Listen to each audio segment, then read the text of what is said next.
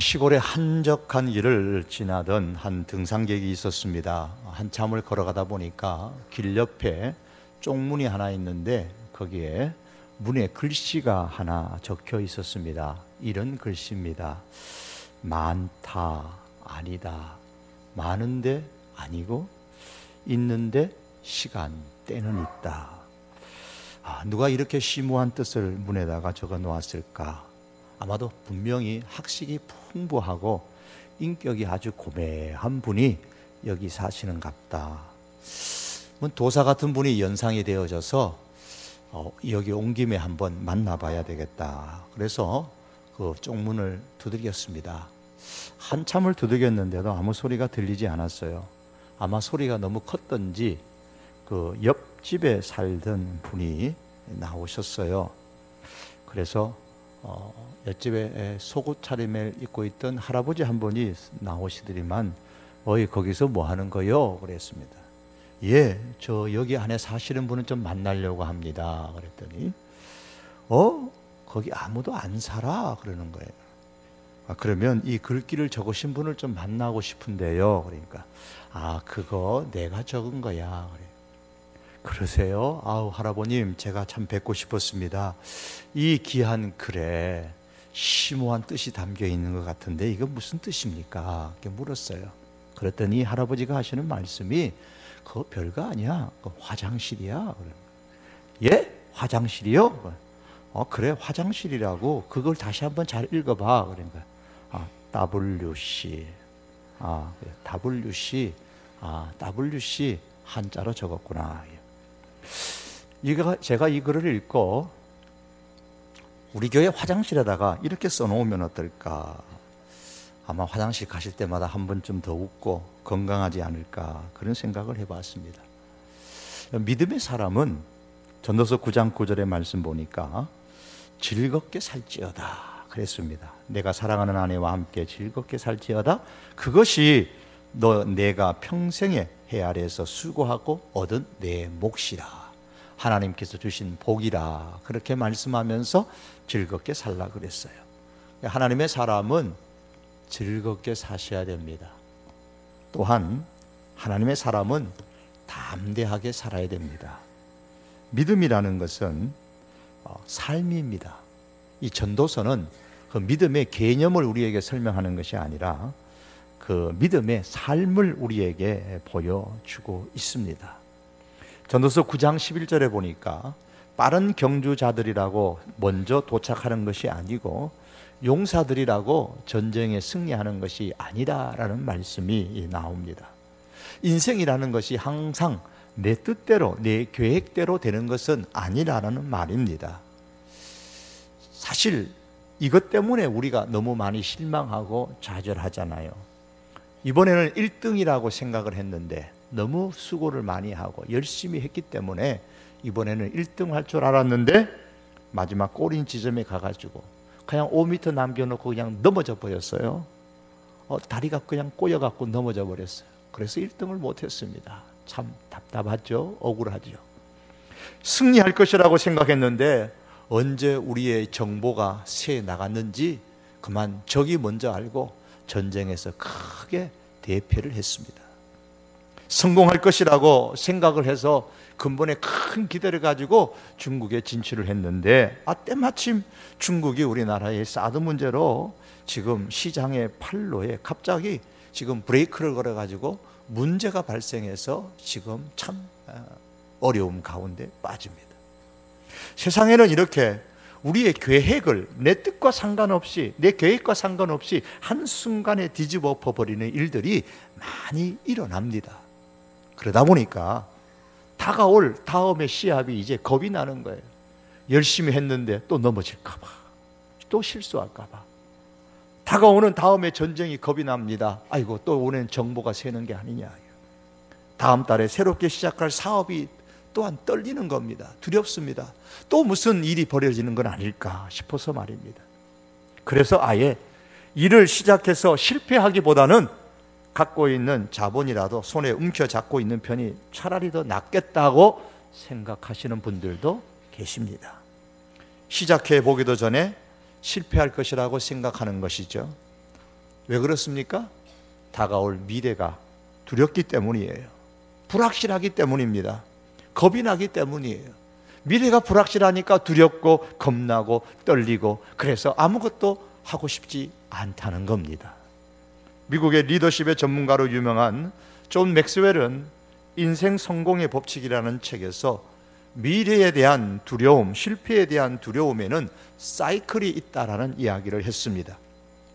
두려움은 무활동을 낳고, 무활동은 무경험을 낳고, 무경험은 이제는 무능력을 낳게 되고, 그리고 이 무능력은 또다시 더 큰 두려움을 낳게 된다고 했습니다.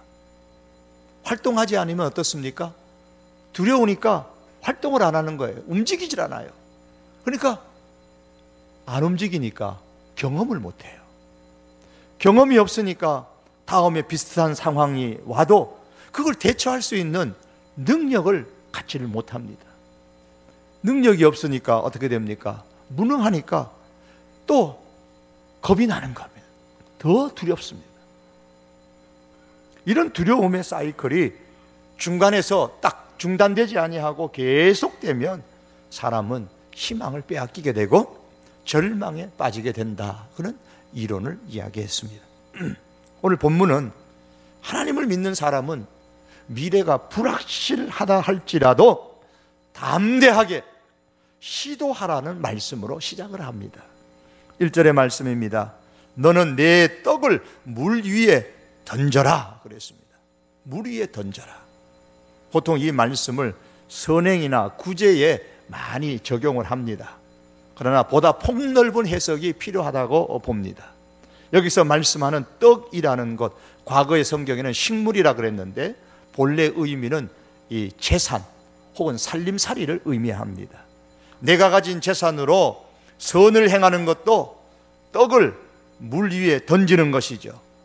하지만 내가 가진 재산으로 사업에 투자하는 것도 떡을, 재산을 물 위에 던지는 것입니다.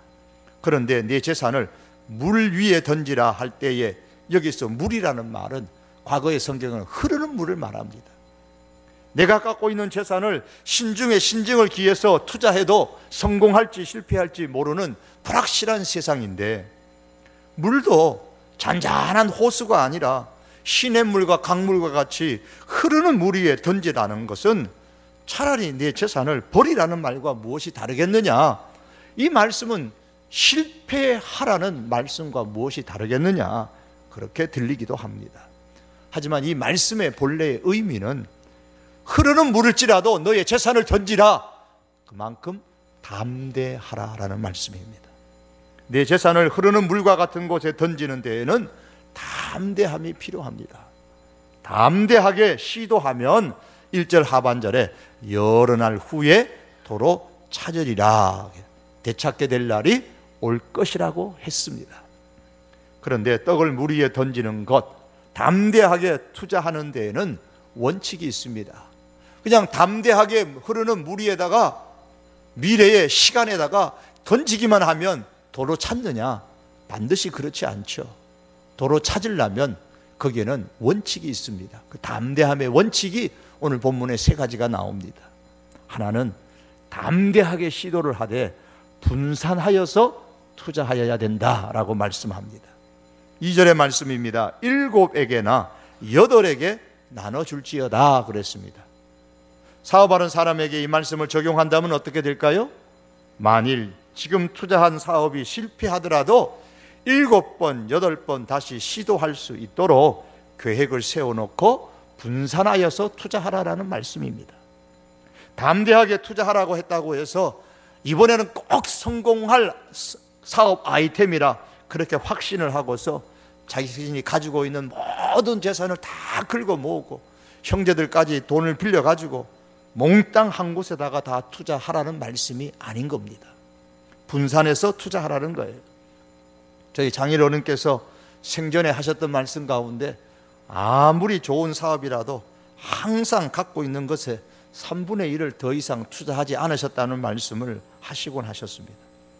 오늘 이 말씀을 선행이나 구제하는 일에 적용을 한다면 선을 행할 때에도 여러 번 혹은 여러 사람에게 나눠서 하라는 말씀입니다. 교토삼굴이라는 말이 있죠. 똑똑한 토끼는 세 개의 은신처를 가지고 산다라는 말입니다. 교활하다는 말이 아니라 지혜롭다는 말입니다. 이 토끼가 참 약한 짐승이잖아요. 그러니 언제 위기를 당할지를 모르는 겁니다. 그래서 위기를 당하면 피할 수 있는 은신처를 한 곳 말고 또 다른 곳에 만들고 또 다른 곳에 미리 만들어 둔다는 겁니다. 분산시키는 것이죠. 오늘 집에 가셔서 저녁을 드신 이후에 아내와 마주 앉아서 심각하게 얘기를 합니다. 여보, 오늘 우리 목사님이 담대하게 시도하되 분산하여서 투자하라고 했잖아. 당신도 들었지? 네, 들었어요. 내가 그 말씀을 듣고 아주 크게 깨달은 바가 있는데 그게 뭐예요? 당신도 알다시피 내가 지금까지 내 인생을 당신한테만 투자했잖아. 몰빵으로 그냥 당신한테만 투자했는데 이제부터 나도 7이나 8한테 분산해서 투자하면 어떨까? 혹시 그런 말씀 하셔가지고 날카로운 칼 같은 음성이 저한테 들려오지 않도록 그렇게 해주시기 바랍니다. 여러분, 왜 분산해야 됩니까? 2절 하반절 말씀 때문이에요. 무슨 재앙이 땅에 임할는지 내가 알지 못함이니라. 무슨 변수가 일어날지 모르기 때문입니다. 사람이 살아가는 인생사에는 반드시 변수가 일어납니다. 3절과 4절의 말씀을 보십시오. 구름에 비가 가득하면 땅에 쏟아지며, 그렇죠? 구름에 비가 가득하면 땅에 쏟아지는 것은 자연적인 이치입니다. 그러나 그 쏟아지는 비에 나무가 쓰러질지 안 쓰러질지는 몰라요. 과실나무가 비에 쓰러지게 되면 그 농사, 과실 농사 그냥 망치는 거잖아요. 그런데 쓰러질지 안 쓰러질지를 몰라요.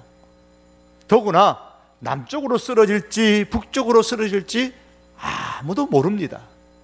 하지만 농부는 태풍의 피해나 가뭄의 피해를 예측하지 못하지만 어떻게 합니까? 농사를 그해 짓습니다. 시작합니다. 씨앗을 뿌립니다. 나무를 심습니다. 사실 깊이 생각해 보면 대단한 담대함이죠. 용기죠. 반면에 4절의 말씀 보면 풍세를 살펴보는 사람은 파종하지 못할 것이요 그랬습니다. 다시 말하면 바람이 무서워서 두려워하는 사람은 결코 자기 밭에 가서 나무를 심을 수 없고 씨를 뿌릴 수가 없습니다. 파종을 못합니다.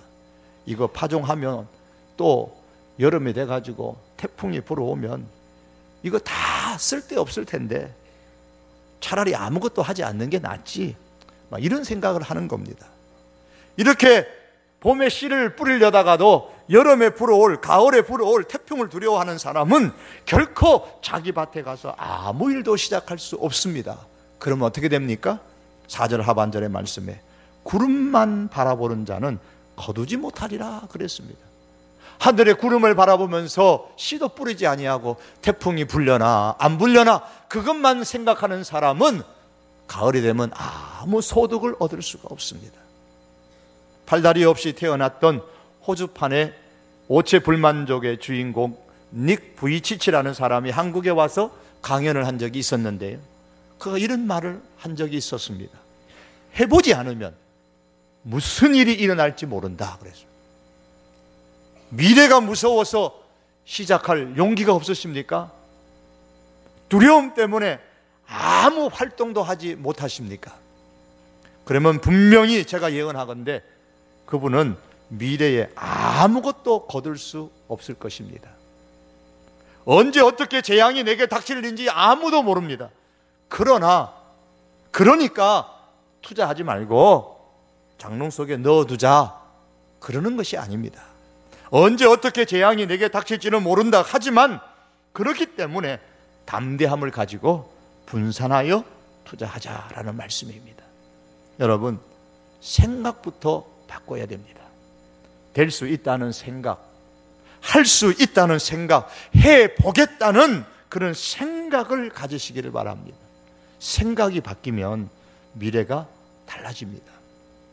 존 맥스웰이라는 그분이 성공하는 사람들을 그 책에서 다 조사를 해서 보니까 공통된 점이 하나 있더라는 거예요. 그게 생각이 뛰어나더라는 겁니다. 사람은 어떤 일이 있어도 자기의 생각보다 높은 곳으로 오르지를 못하더라라는 것을 발견했습니다. 그러므로 위대한 생각, 높은 생각, 큰 생각을 가져야 한다라고 그가 주장을 했습니다. 여러분, 우리 가정 공동체가 안 된다고 생각하는 사람에게는 안 됩니다. 그러나 아무리 어려워도 된다고 생각하는 사람에게는 됩니다. 전도가 안 된다고 생각하는 사람에게는 안 됩니다. 그러나 아무리 힘들어도 된다고 생각하는 사람에게는 됩니다. 앞으로 태풍이 불 것이다, 재앙이 닥칠 것이다, 지금 있는 것도 너무 힘들다, 그러니 내 일은 실패할 것이다 라고 생각하는 사람은 아무 일도 시작하지 못합니다. 그 결과 미래에도 아무것도 거둘 수가 없을 것입니다. 우리의 내일은 오늘 내가 무슨 생각을 하느냐에 달려 있습니다. 그런데 생각을 장롱 속에다가 깊숙이 넣어두고 살아가는 분들도 계신 것 같아요. 여러분도 이런 이야기들은 참 많이 들으셨을 겁니다. 어떤 주부가 쓰레기 봉투를 버리려고 집에 나서다 보니까 봉투를 들고 나오는데 없는 거예요. 그래서 온 집안을 살펴봐도 없어요. 아, 내가 지금 뭐 잘못 생각했나 보다 싶고 말았는데, 이제 다음날 외출을 하려고 장롱을 열어보니까 어때요? 장롱 속에 그 쓰레기 봉투가 있는 거예요. 아마 밖이 추우니까 쓰레기 봉투 버리려고 하다가 농을 열고 외투를 좀 입고 두꺼운 옷을 입고 나가려고 했다가 거기 눕고 쓰레기 봉투 두고 아마 옷 입고 가려다가 그냥 옷만 입고 봉투를 놔두고 간 것 같아요. 이런 얘기를 하면 꼭 묻는 분이 계세요. 사모님이 그러세요? 제 아내 이야기가 아니거든요. 아마 여러분 중에 누구누구의 아내나 누구누구의 이야기인지 모르겠습니다.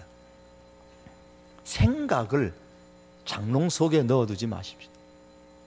생각을 하되 안 된다고 생각하지 말고 된다고 생각하십시오.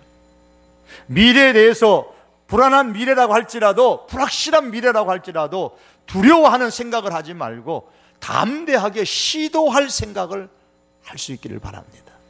미래에 대해서 나쁜 생각, 실패의 생각을 버리고 할 수 있다는 생각을 품고 담대하게 시도하시기를 바랍니다. 그러나 지혜롭게 분산하여 투자하고 시도하시기를 바랍니다.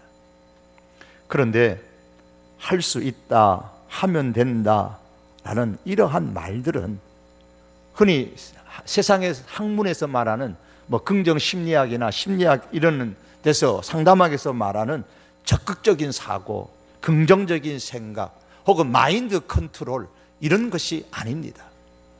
이것과는 다릅니다. 성경에서 말하는 그리스도인의 담대함에 할 수 있다는 것은 항상 하나님의 능력에 대한 믿음의 뿌리를 내리고 있는 것입니다. 이것이 그리스도인의 담대함의 두 번째의 원칙입니다.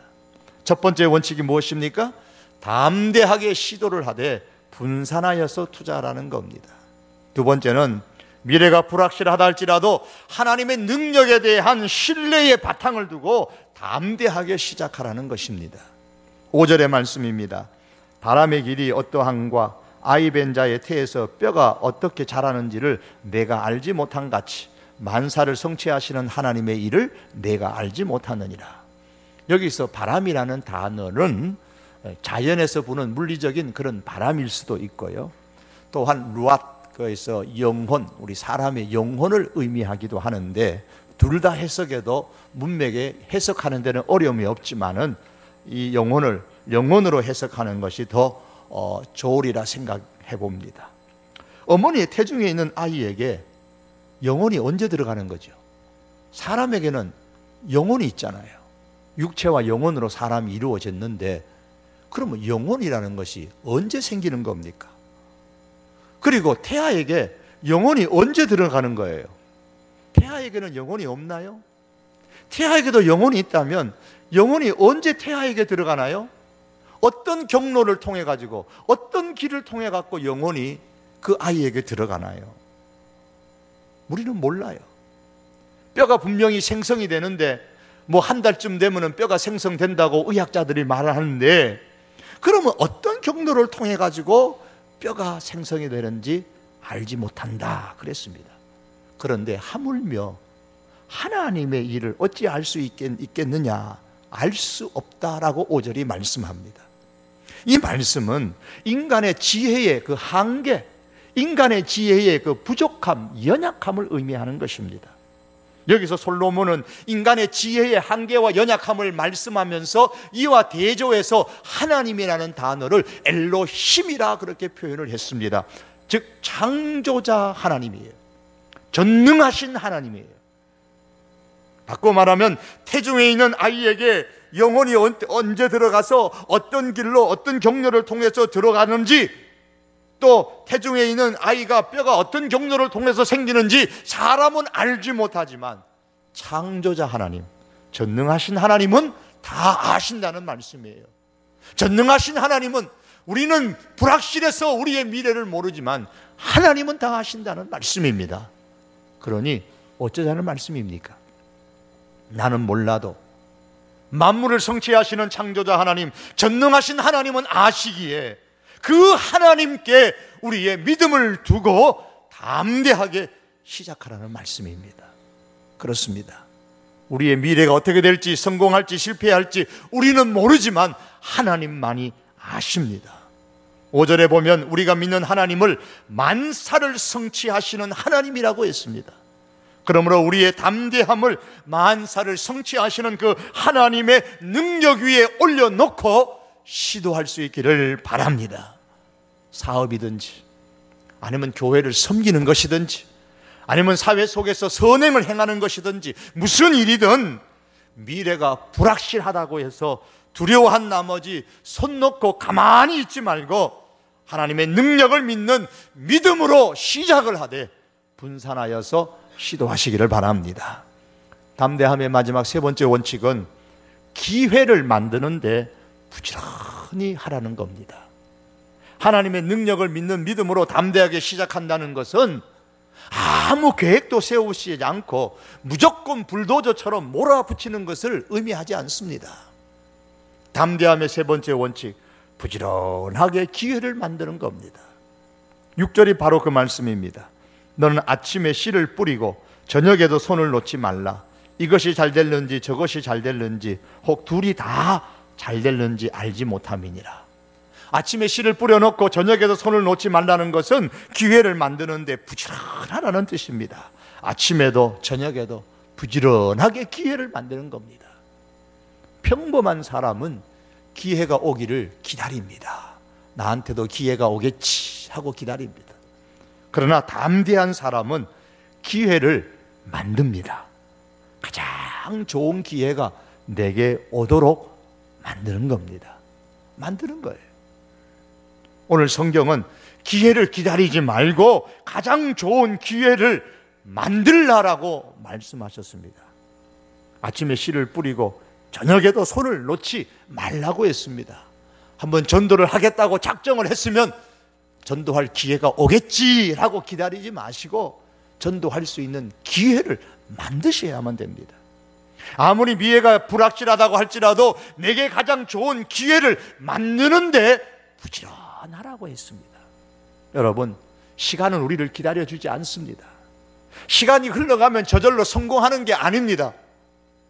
부지런히 시간을 사서 기회를 만드는 사람이 성공을 합니다. 신앙에 있어서도 그렇고 사회에서 일할 때도 그렇습니다. 믿음으로 담대하게 시작을 했으면, 하나님의 창조자 하나님을 믿으면, 전능하신 하나님을 믿고 시작을 했으면 부지런히 기회를 만드십시오. 오늘 성경 6절 하반절이 말씀합니다. 이것이 잘 될는지 저것이 잘 될는지 혹이 둘이 다 잘 될는지 알지 못함이니라. 이렇게 만든 기회가 잘 될지, 저렇게 만든 기회가 잘 될지, 이번에 만든 기회가 잘 될지, 아니면 다음에 만든 기회가 잘 될는지, 둘 다가 다 잘 되는지 우리는 몰라요. 모르기 때문에 그만두자가 아닙니다. 모르기 때문에 포기하자가 아닙니다. 모르기 때문에 계속해서 그 하나님의 능력을 믿으면서 시간을 사고 기회를 만드는데 부지런해야 됩니다. 동서고금을 막론하고 시간을 적당히 흘러보내면서 성공한 사람은 아무도 없습니다. 만일에 내가 10년 뒤에 나의 인생을 설계를 했다고 가정하십시다. 앞으로 3년 후에는 그러면 어떤 단계쯤에 도달할 것이다 라는 그림을 그립니다. 6년 뒤에는 어느 정도까지 이제 이루어 갈 것인가 그림을 그립니다. 그리고 끝나버리는 사람이 있어요. 그러면 안 됩니다.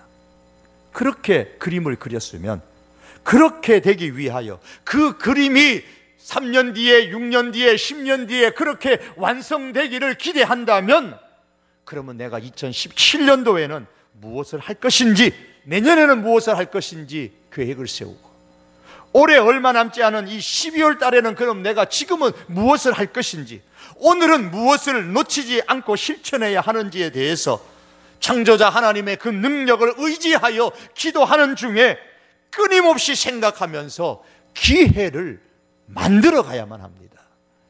만일 그렇지 않고 10년 뒤, 5년 뒤에 미래는 거창하게 그림을 만들어 놓고 아직 시간이 많네, 오늘은 대충 보내고 오늘 할 일을 내일로 밀어놓고 하기는 해야 하는데 오늘은 좀 귀찮으니까 술 한잔 먹고 잊어버리고, 그렇게 기회를 사는 데에 부지런하게 움직이지 아니하면 우리가 세운 꿈은 모래 위에 세운 것에 불과하게 될 것입니다. 그 결과 우리는 늘 우리 자신에 대해서 실망할 수밖에 없어요. 그러면서 하는 말은 역시 난 안 돼 그럽니다. 아내가 이제 빨래를 널면서 남편에게 부탁을 했습니다. 여보, 방 좀 훔쳐요. 그러니까 남편이 용기를 내서 그래, 훔치는 건 나쁜 거지? 아내가 식사를 준비하면서 말합니다. 여보, 커튼 좀 쳐주세요. 그러니까 남편은 커튼을 툭 치고 왔습니다. 나 커튼 쳤어. 그래요. 결과는 어떻게 될까요? 뭐 알아서 상상하시면 됩니다. 부부의 행복을 원하고 가정의 평화를 원한다면 기회를 만드셔야 돼요. 가장 좋은 기회. 방 좀 훔쳐줘요. 그러면 뭐 하라는 얘기예요? 좀 닦아달라는 얘기 아니에요? 얼마나 좋은 기회예요. 부부가 좋아질 수 있는. 그런데 거기다 대놓고 훔치는 건 나쁜 거야, 그러면 안 되죠. 사업을 위해서 좋은 기회를 사는데도 열정을 우리가 쏟아야 합니다만, 금실 좋은 부부와 행복한 가정을 위해 좋은 기회를 사는데도 우리가 인색하지 마셔야 됩니다. 자녀와 며느리와의 그 관계가 행복하기를 원한다면 행복해질 수 있는 그 기회를 힘들게라도 부지런히 만드시기를 바랍니다. 사랑하는 성도 여러분, 어떤 면에서 우리 인생은 전체가 다 기회입니다. 무엇에 대한 기회입니까? 하나님의 상을 받을 수 있는 기회입니다. 성경은 한 번 죽는 것은 사람에게 정한 것이고 그 후에는 심판이 있다고 분명히 히브리서에서 말씀했습니다. 그리고 로마서 14장 10절에 보면 우리가 다 하나님의 심판대 앞에 서리라 그랬어요. 그리고 11절에 내려가면 모든 혀가 그 심판대 앞에서 하나님께 자백하리라 그랬습니다. 그리고 12절에 가면 우리 각 사람이 자기 일을 하나님께 직고하리라. 우리가 인생 가운데 살면서 행했던 그 모든 일에 대하여서 하나님 앞에 직고하는 날이 온다고 했습니다. 그리고 고린도후서 5장 10절에 가면 우리가 다 반드시 그리스도의 심판대 앞에 나타나게 되어 각각 선악간에 그 몸으로 행한 것을 따라 받으려 함이라. 신앙으로 행한 것, 불신앙으로 행한 것, 그 몸으로 행한 것에 따라서 우리 하나님 앞에 상을 받을 것이라고 말씀했습니다. 그러므로 우리의 인생 전부는 하나님의 심판대 앞에서 하나님의 상을 받을 수 있는 기회인 겁니다. 오늘이 기회요, 내일이 또한 기회입니다. 그렇다면 여러분, 우리의 인생, 내 인생을 하나님의 상을 받을 수 있도록 부지런히 기회를 만들며 살아갈 수 있는 하나님의 사람들이 될 수 있기를 바랍니다. 이제 말씀을 맺기를 원합니다. 여러분, 우리는 그리스도인들입니다. 성도들입니다. 현실이 여러 면에서 불확실합니다. 미래가 불확실하더라도 두려워하거나 겁내거나 좌절하지 말고 이럴 때일수록 우리가 담대하게 대응할 수 있기를 바랍니다. 담대하게 대응하되 분산하여서 투자하십시다. 섬김에 있어서도, 봉사함에 있어서도, 사업을 함에 있어서도 분산하여서 그렇게 시도할 수 있기를 바랍니다. 또한 담대하게 대응하되 하나님의 능력을 의지하여서 시도할 수 있기를 바랍니다.